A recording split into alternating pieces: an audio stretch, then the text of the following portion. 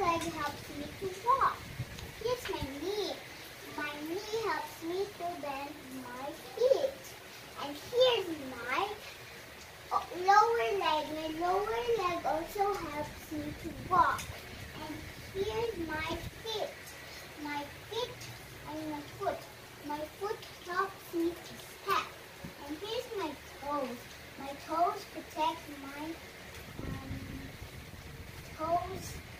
These are my toes. Which body part is most useful to you? The most useful part of my body part is my eyes. Why? Because it helps me to see everything that surrounds me.